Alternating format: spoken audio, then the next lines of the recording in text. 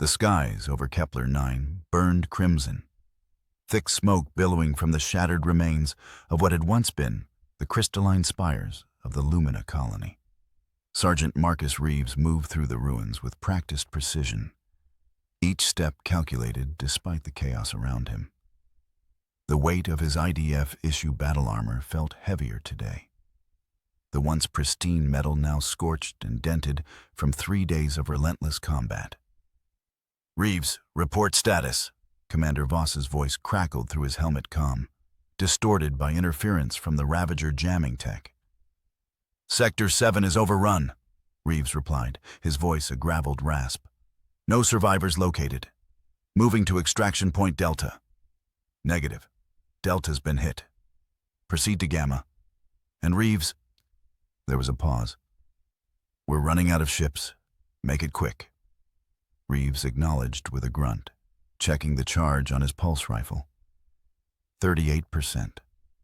Not great. He'd survived worse odds, but that didn't mean he liked them. A distant screech echoed through the ruins, followed by the distinctive chittering of Ravager scouts.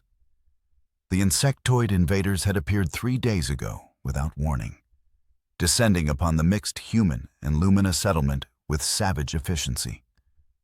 No demands, no communication, just slaughter. Reeves ducked into the hollowed-out remains of what might have been a dwelling. The Lumina architecture always confused him, organic shapes that seemed to grow rather than be built, with walls that shimmered with an inner light. Or they had, before the attack.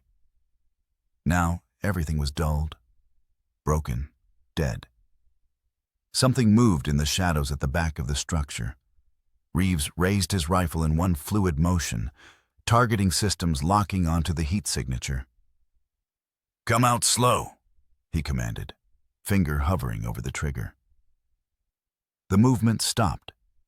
Then a small, trembling figure emerged from behind a fallen column. Not a Ravager. A child. A Lumina child. She couldn't have been more than the equivalent of a human 8-year-old, with delicate lavender skin that seemed to pulse faintly with an inner light. Her white hair hung in tangled strands around a face dominated by large, luminescent eyes that regarded Reeves with unmistakable terror. Reeves lowered his weapon. "It's okay," he said, the words feeling foreign in his mouth. How long had it been since he'd spoken to anyone who wasn't a fellow soldier? "I'm not going to hurt you." The girl didn't move, her small chest rising and falling rapidly with fear. A dark purple liquid, blood, stained her simple white garment at the shoulder. "You're hurt," Reeves said, taking a cautious step forward. The girl flinched but didn't retreat. "I can help." He reached slowly for the med kit at his belt, keeping his movements deliberate. The last thing he needed was a panicked alien child giving away his position with a scream. "My name is Reeves. Sergeant Marcus Reeves." He popped open the kit and removed a universal healing patch. "This will help with the pain." The girl watched him with those unnerving eyes, then spoke in a voice that seemed to echo slightly, as if coming from everywhere at once. "Lyra," she said simply. "Lyra," Reeves repeated. "Where are your people, Lyra?" Her face crumpled, luminescent tears welling in her eyes. "Gone," she whispered. "The darkness took them." Reeves felt something stir in his chest, something he'd thought long dead after 15 years of combat. He pushed it down. Sentiment got people killed. "I'm heading to an extraction point," he said, applying the patch to her shoulder. She winced, but remained still. "There will be ships there. They can take you somewhere safe." "Safe," she repeated, as if testing an unfamiliar concept. "Reeves," Voss's voice cut in again. "Ravager forces converging on your position. Move now." As if on cue, the chittering grew louder. Close. Too close. "We need to go," Reeves said, standing and checking his tactical display. The nearest extraction point was 5 clicks away, through heavily contested territory. With a child in tow, the odds of making it dropped from slim to nearly none. He looked down at Lyra, at her wide, frightened eyes, and saw another face superimposed over hers. A human face, younger, with the same expression of terror. Sarah, his sister. 15 years gone, but the memory still cut like a fresh wound. "I won't leave you," he said, the decision made before he even realized it. "But you need to do exactly as I say, exactly when I say it. Understand?" Lyra nodded solemnly. Reeves knelt down. "Climb on my back, hold tight to the armor straps, but keep your head down." The girl hesitated, then moved forward, her small form surprisingly light as she climbed onto his back. Her tiny hands found the straps of his armor, clutching them with desperate strength. "Ready?" he asked. "Ready," came the whispered reply. Reeves moved out of the ruined building, staying low and using the debris for cover. The Ravagers were close. He could smell them now, that distinctive odor of metal and rot that seemed to follow them everywhere. His HUD highlighted heat signatures moving in from the east, at least a dozen of them. "Too many to fight," he muttered. "We'll have to go around." He altered course, heading north through what had once been a public garden. The crystalline trees were shattered now, their fragments crunching beneath his boots. Each sound made him wince, but the Ravagers were making enough noise of their own, tearing through buildings in their search for survivors. They moved like this for hours, stopping only when necessary, always keeping to cover. Lyra remained silent, her grip never faltering even as exhaustion must have set in. Once, when they paused in the shadow of a crashed transport ship, Reeves felt a strange sensation, a gentle touch in his mind, like fingers brushing against his thoughts.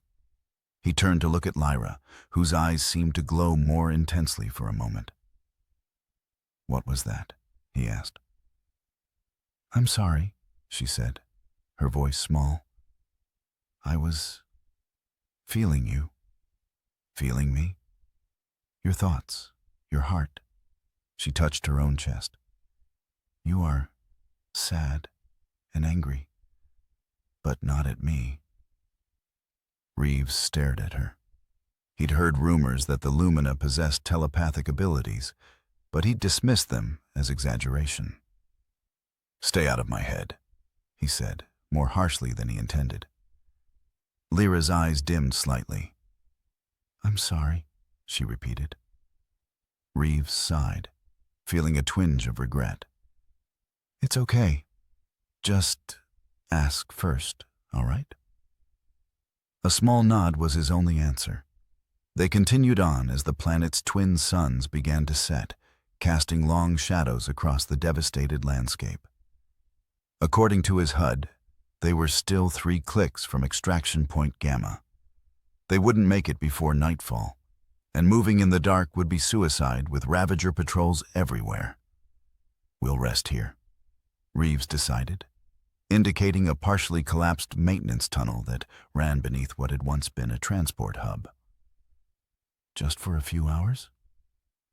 He helped Lyra down from his back, noticing how she winced as her injured shoulder flexed. The healing patch had stopped the bleeding, but it could only do so much without proper medical attention. "Are you hungry?" he asked, retrieving an emergency ration bar from his pack. Lyra nodded, accepting the bar with delicate fingers. She sniffed it curiously before taking a small bite. Her face scrunched up in disgust, but she continued eating. "Yeah, they taste like shit," Reeves said, a small smile tugging at his lips. "But they'll keep you going." As they ate in silence, Reeves checked in with command. The news wasn't good. Extraction Point Gamma had been hit hard, but a few ships had made it out. A new extraction point had been established at the old communications outpost on the western ridge. Another 4 clicks beyond their original destination. "We'll head out at first light," Reeves told Lyra, who had curled up against the tunnel wall, her knees drawn to her chest. "Try to get some sleep." "Will they come for us in the dark?" she asked, her voice small. Reeves checked his motion sensors. Clear for now. "I'll keep watch," he assured her. "Nothing's going to hurt you while I'm here." Lyra studied him with those luminous eyes. "Why are you helping me?" "Your people and mine, we are not the same." The question caught him off guard. Why was he risking his life for this alien child? It wasn't his mission. His orders were to evacuate and report back. "Because it's the right thing to do," he said finally, the words sounding hollow even to his own ears. Lyra continued to watch him, and he had the uncomfortable feeling she was seeing straight through his practiced stoicism. "You lost someone," she said softly. "Someone you couldn't save." Reeves stiffened. "I told you to stay out of my head." "I didn't look," she said. "I can feel it. It surrounds you like shadows." Reeves turned away, checking his rifle's charge for the 3rd time in as many minutes. "Get some sleep," he repeated, his tone making it clear the conversation was over. But as Lyra curled up tighter and closed her eyes, memories Reeves had long suppressed bubbled to the surface. Sarah, 12 years old, screaming for him as the separatist forces dragged her away. Him, pinned down by gunfire, unable to reach her. The sound of a single shot echoing across the compound. He'd joined the Marines the next day. 15 years of combat, of following orders, of being the perfect soldier. And for what? So he could fail someone else when it mattered most? Reeves looked at Lyra's sleeping form, her chest rising and falling in the gentle rhythm of sleep. No, he decided. Not this time. This time, he would get it right. The night passed without incident. But dawn brought new challenges. Ravager activity had increased overnight, with patrols crisscrossing their path to the extraction point. Reeves studied his tactical display grimly. They would need to move fast and stay hidden, a difficult combination under the best circumstances, nearly impossible with a child in tow. "Lyra," he said, gently rousing her. "Time to go." She blinked awake, her eyes adjusting to the dim light of the tunnel. For a moment, confusion clouded her features. Then stark remembrance. Her people were gone, her home destroyed. She was alone but for this human warrior who had found her. "I'm ready," she said, straightening her shoulders despite the pain it must have caused. They emerged cautiously from the tunnel into the harsh light of morning. The devastation looked even worse in daylight. The beautiful crystalline structures of the Lumina colony reduced to jagged shards that glittered mockingly in the sunlight. Reeves helped Lyra onto his back again, and they set off toward the western ridge.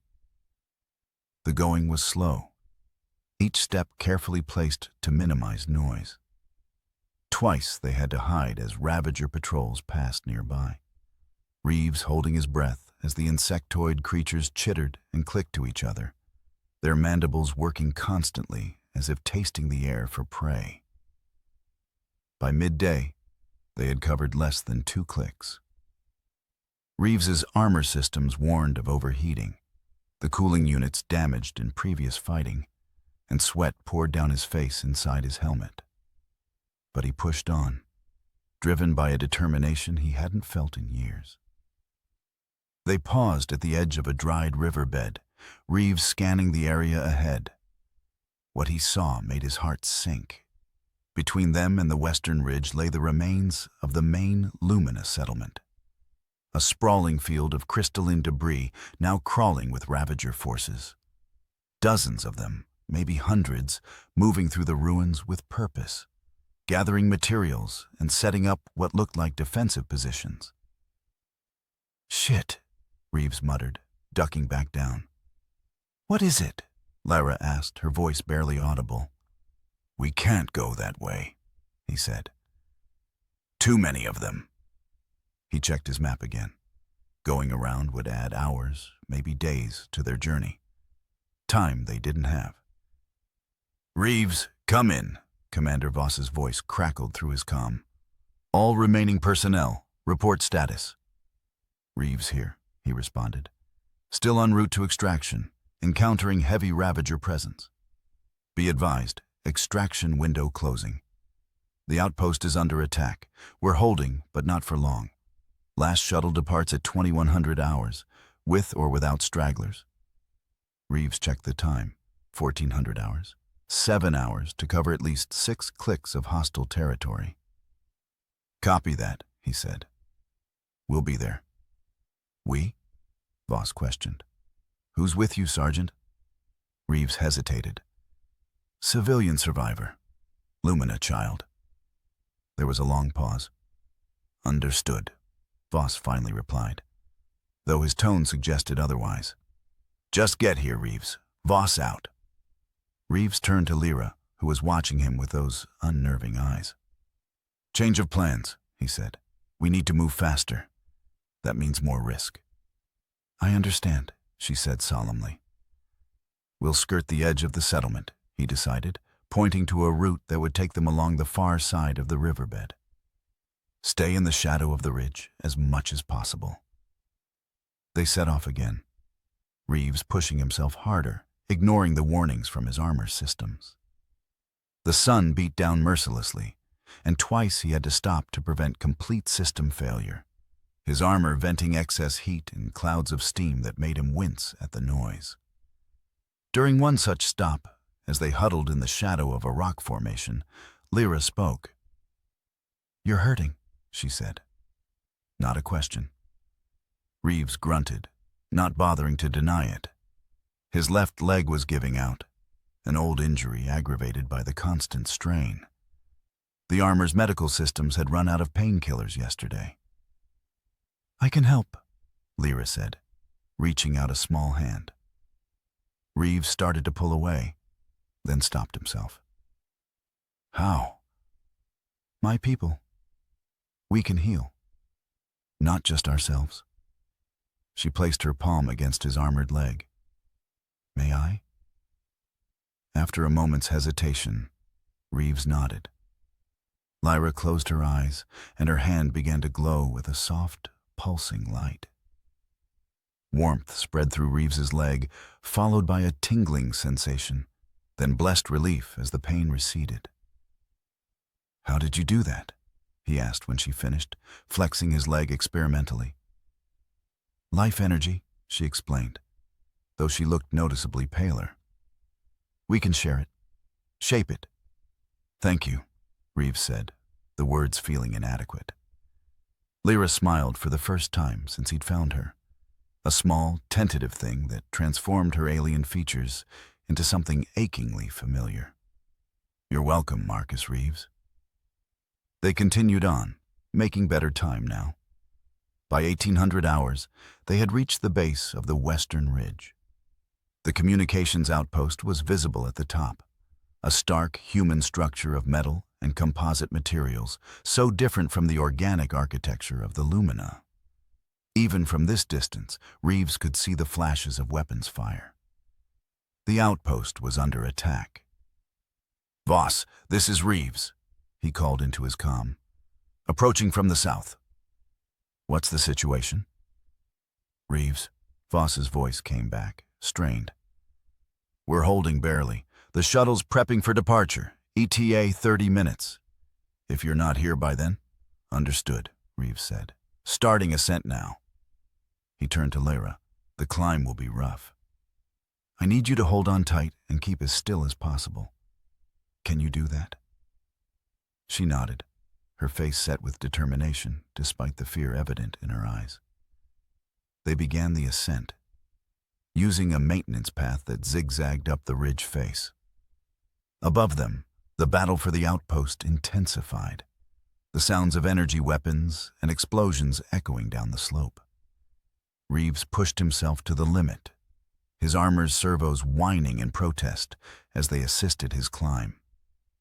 They were halfway up when disaster struck. A stray shot from above hit the path ahead of them, sending rock and debris cascading down. Reeves threw himself against the ridge face, shielding Lyra with his body as fragments pelted his armor. When the dust cleared, he saw that a section of the path had collapsed, leaving a gap of at least 3 meters. "Hold tight," he told Lyra, backing up a few steps. "This is going to be close." He ran forward and leapt, his armor's jump assist providing just enough boost to clear the gap. He landed hard on the other side, nearly losing his balance before steadying himself against the ridge. "You okay back there?" he asked. "Yes," came Lyra's shaky reply. They continued up, the sounds of battle growing louder. Reeves's HUD lit up with warnings as they neared the top, multiple hostile signatures converging on the outpost from all sides. They crested the ridge to find chaos. The outpost was a fortress under siege, its perimeter defenses barely holding back waves of Ravager forces. In the center of the compound, a small shuttle was powering up, its engines glowing blue in the fading light. "Voss, I'm here," Reeves called into his comm. "South entrance." "Get inside now," Voss shouted back. "Perimeter's failing. Shuttle leaves in 10 minutes." Reeves sprinted toward the entrance, pulse rifle at the ready. A group of Ravagers spotted them, breaking off from the main assault to intercept. Reeves fired, his shots finding their marks with practiced precision. 3 Ravagers fell, but more took their place. "Hold on," he shouted to Lyra as he activated his shield, the energy barrier springing to life just as the first Ravager energy bolts reached them. The impacts sent sparks cascading over the shield's surface, each hit draining its power. Reeves returned fire one-handed, dropping 2 more Ravagers before reaching the entrance. The heavy doors slid open just enough to admit them, then slammed shut behind. Inside, the outpost was in disarray. Wounded soldiers lay against walls, medics moving between them with grim efficiency. Those still able to fight manned defensive positions at windows and doorways, laying down suppressing fire against the Ravager forces outside. "Reeves!" Commander Voss strode toward them, his own armor bearing the scars of recent combat. He stopped short at the sight of Lyra, still clinging to Reeves's back. "So this is your survivor." Reeves helped Lyra down, keeping a protective hand on her shoulder. "This is Lyra," he said. "She needs evacuation." Voss's expression was unreadable behind his visor, but his voice was tight. "Shuttle's almost full. We've got wounded, essential personnel." He trailed off, looking at Lyra again. "But we'll make room. The brass will want to debrief any survivors, especially Illumina." Reeves felt Lyra press closer to his side, her small hand finding his. "She's not a specimen for study," he said, an edge to his voice. "She's a child who's lost everything." "Easy, Sergeant," Voss said, raising a placating hand. "No one said anything about studying her, but she might have information that could help us understand what the hell is happening here." Before Reeves could respond, an explosion rocked the outpost, sending dust and debris raining from the ceiling. "Perimeter breach in Sector 2, someone shouted. "They're inside." "Get to the shuttle," Voss ordered, turning away. 5 minutes. Reeves led Lyra through the chaos toward the central courtyard where the shuttle waited, its engines now at full power, vibrating the very air around them. They were halfway there when another explosion hit. Closer this time. The wall beside them buckled, and Ravagers poured through the breach. Reeves pushed Lyra behind him, raising his rifle. "Run for the shuttle," he shouted. "I'll hold them off." But Lyra didn't move, her eyes fixed on something beyond the Ravagers. Reeves followed her gaze and felt his blood run cold. Through the breach, he could see more Ravagers approaching. Dozens, maybe hundreds of them, all converging on the outpost. "Too many," Lyra whispered, her voice trembling. Reeves knew she was right. Even if they reached the shuttle, the Ravagers would overwhelm it before it could take off. Unless... "The transmitter," he said suddenly. "Where's the main transmitter?" "Central control room," a nearby soldier answered, firing through a shattered window. "One level up. Why?" Reeves didn't answer, already formulating a plan. He turned to Lyra. "Change of plans. We're going to call for help." They fought their way to a stairwell, Reeves clearing the path with controlled bursts from his rifle. His charge indicator flashed red, less than 10% power remaining. They reached the control room to find it abandoned, emergency lights casting everything in a bloody glow. The transmitter dominated the center of the room, a massive array of equipment surrounding a central console. Reeves moved to it, his fingers flying over the controls. "What are you doing?" Lyra asked, watching the door nervously as sounds of fighting grew closer. "The shuttle can't break through that many Ravagers," Reeves explained, activating the transmitter. "But if I can boost the signal, call in an orbital strike." He trailed off, his face grim as he studied the readings. "Damn it. What's wrong?" "Power's too low. The transmitter can send a signal, but is not strong enough to reach orbit." He slammed his fist on the console, then froze as a new idea formed. "Unless..." He turned to look at Lyra, remembering how she had healed his leg. "You said your people can share energy. Shape it." Understanding dawned in her luminescent eyes. "You want me to power the transmitter? Can you do it?" She hesitated, then nodded slowly. "I think so. But..." She looked down at her small hands. "I've never done anything so big before." "You don't have to do it alone," Reeves said, kneeling before her. "I'll help you." The sounds of fighting grew louder. They didn't have much time. "What do I do?" Lyra asked. Reeves guided her to the transmitter. "Place your hands here," he said, indicating 2 contact points on the console. "Focus your energy into the machine. I'll handle the rest." Lyra took a deep breath, then placed her hands on the console. Immediately her skin began to glow, the light pulsing outward from her fingers and spreading into the transmitter. The machine hummed to life, indicators flickering from red to yellow. "That's it," Reeves encouraged her, working the controls. "Just a little more." Lyra's face contorted with effort, the glow intensifying. The transmitter's indicators turned green, and Reeves quickly input the coordinates for the orbital strike. "Mayday, Mayday," he spoke into the comm. "This is Sergeant Marcus Reeves at Outpost Gamma, requesting immediate orbital strike on my coordinates. Authentication code Sierra 937 Delta." There was a moment of static, then a response. "Authentication confirmed.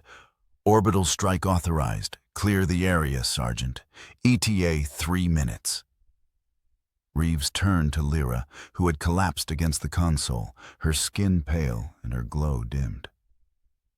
"You did it," he said, gathering her in his arms. "You did it, Lyra." Her eyes fluttered open. "Are we safe now?" Before Reeves could answer, the door to the control room burst open. Commander Voss staggered in, his armor smoking from multiple hits. "Reeves, what the hell are you doing? The shuttle's about to leave." "I called in an orbital strike," Reeves explained, lifting Lyra. 3 minutes. We need to get everyone out now." Voss's face paled behind his visor. "An orbital strike will level this entire ridge. The shuttle needs to leave immediately," Reeves finished for him. "Get everyone on board." They rushed back down to the courtyard, where the last of the defenders were falling back to the shuttle. The Ravagers had breached multiple sections of the outpost, their chittering growing louder as they closed in. The shuttle's ramp was still down, wounded being hurried aboard by the remaining soldiers. Voss shouted orders, accelerating the evacuation. 2 minutes to orbital strike, Reeves announced, causing a new wave of urgency. He carried Lyra to the shuttle, where a medic reached for her. But as he tried to hand her over, he realized a terrible truth. The shuttle was packed, soldiers and wounded crammed into every available space. "There's no room," the medic said, her face apologetic. "We're already over capacity." Reeves looked at Lyra, then at the approaching Ravagers, then back at the shuttle. In that moment, everything became clear. "Take her," he said, placing Lyra in the medic's arms. "Just her." "Reeves, no," Voss shouted, understanding dawning. "Someone needs to hold them off until the shuttle clears the blast radius," Reeves said calmly. "And someone needs to make sure this strike hits its target." "Marcus!" Lyra cried, reaching for him as the medic pulled her aboard. "Don't leave me." Reeves removed his helmet, letting her see his face fully for the first time. His eyes, usually hard and cold, were soft now, filled with a peace he hadn't felt in 15 years. "It's okay, Lyra," he said, managing a smile. "This is what I'm meant to do." He felt a gentle touch in his mind, Lyra reaching out to him one last time. In that connection, he saw flashes of the future. Lyra growing up, telling others about the human who had saved her, becoming a bridge between their peoples. He saw peace where there had been war, understanding where there had been fear. "Tell them about us," he said softly. "Tell them not all humans are warriors. Some of us just want to protect what matters." The ramp began to close. Voss stood at the entrance, his face a mask of conflicted emotions. "Reeves, get them out of here, Commander," Reeves said, raising his rifle. "That's an order." As the shuttle's ramp sealed shut, Reeves turned to face the approaching Ravagers. His rifle had maybe a dozen shots left. Not nearly enough. But it didn't matter. All that mattered was buying time. He activated his shield one last time, the energy barrier flickering weakly as he positioned himself between the shuttle and the oncoming horde. The first Ravagers rounded the corner, their insectoid eyes fixing on him with predatory focus. "Come on, then," Reeves muttered, opening fire. Behind him, the shuttle's engines roared as it lifted off, climbing rapidly into the darkening sky. Reeves felt a weight lift from his shoulders as he watched it shrink into the distance, carrying Lyra to safety. The Ravagers swarmed toward him, dozens of them now, their chittering rising to a deafening crescendo. Reeves stood his ground, firing methodically until his rifle clicked empty. Then he drew his sidearm, continuing the fight, even as they closed in from all sides. In his ear, the countdown continued. 30 seconds to orbital strike. Reeves's shield failed, and a Ravager energy bolt struck his shoulder, spinning him around. Another hit his leg, driving him to one knee. Still, he fired, each shot finding its mark, even as more Ravagers poured into the courtyard. 10 seconds. His sidearm clicked empty. The Ravagers closed in, mandibles clicking in anticipation. 5 seconds. Reeves closed his eyes, seeing not the approaching death but Lyra's face, her smile, her courage, her hope. For the first time since Sarah died, he felt at peace. 1. The sky split open, a beam of blinding energy descending upon the outpost. In the instant before it hit, Reeves thought he felt a gentle touch in his mind once more. A farewell. A thank you. A promise. Then light consumed everything. Miles away, safe aboard the ascending shuttle, Lyra pressed her small hand against the viewport, watching as the western ridge disappeared in a blinding flash. Tears streamed down her face, glowing with the same energy she had given to the transmitter. "He saved us," Commander Voss said quietly, standing beside her. He saved all of us. Lyra nodded, unable to speak through her grief. But in her mind, she made a vow to remember, to tell others, to ensure that Sergeant Marcus Reeves's sacrifice would mean something in the years to come. As the shuttle broke atmosphere, heading for the safety of the fleet in orbit, Lyra looked out at the stars. Somewhere out there was a future, one where humans and Lumina might understand each other better, might find common ground in the vastness of space. A future made possible by one man who had chosen to protect rather than destroy, to save rather than abandon. A warrior who had found his greatest strength not in fighting, but in the simple act of caring for someone different from himself. A true hero,